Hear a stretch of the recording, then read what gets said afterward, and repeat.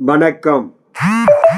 15/11/2025 கும்ப ராசி பலன். கும்ப ராசியில் பிறந்தவர்களுக்கு சகலமும் சர்வ காரியமும் கைகூடி வரக்கூடிய நாள். புதிய முயற்சிகள், எண்ணங்கள் ஈடேறும். மகாவிஷ்ணுடைய பேரருள் பெற்ற ராசிக்காரர்கள் நீங்கள். ரம ஏகாதசி இன்றைய நாளில் மகாவிஷ்ணுவை வழிபட சர்வ தோஷமும் நிவர்த்தி ஆகும். தெய்வீக அருளால் சர்வ காரியமும் நிறைவேறக்கூடிய நாள் இன்றைய நாள்.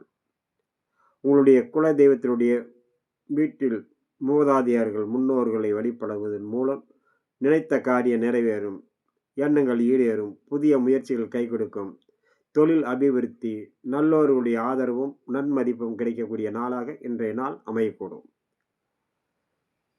கும்பராசியில் வரக்கூடிய அவிட்ட நட்சத்திர சர்வ காரிய ஜெயம், சிக்கல்கள் தீர்வாகும்.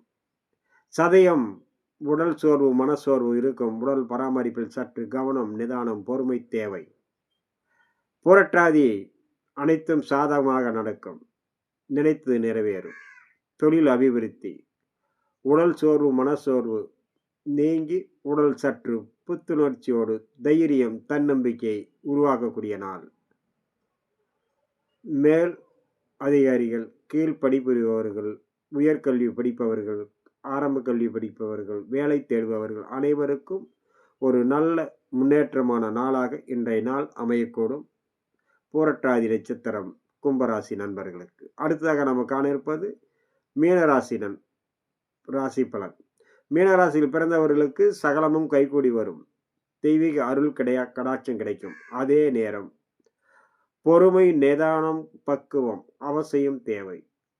அது சிறு குழந்தைகள் முதல் பெரியவர் வரை அனைவரிடத்திலும் பொறுமை நிதானத்தோடு இருக்க வேண்டும். வீண் வாக்குவாதத்தால் மன சங்கட்டங்கள், மன உளைச்சல்கள் ஏற்படும்.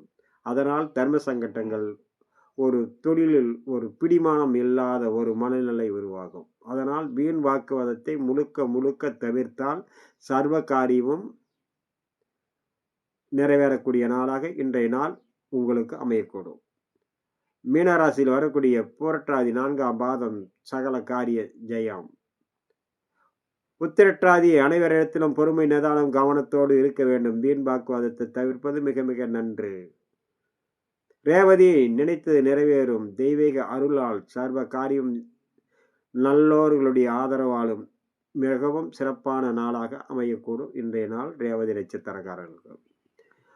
நண்பர்களே, இன்றைய நாள் இனிய நாள் நிகழ்ச்சியில் உங்களை சந்தித்ததில் மிகவும் மகிழ்ச்சி. மீண்டும் சந்திப்போம் நாளை. வணக்கம்.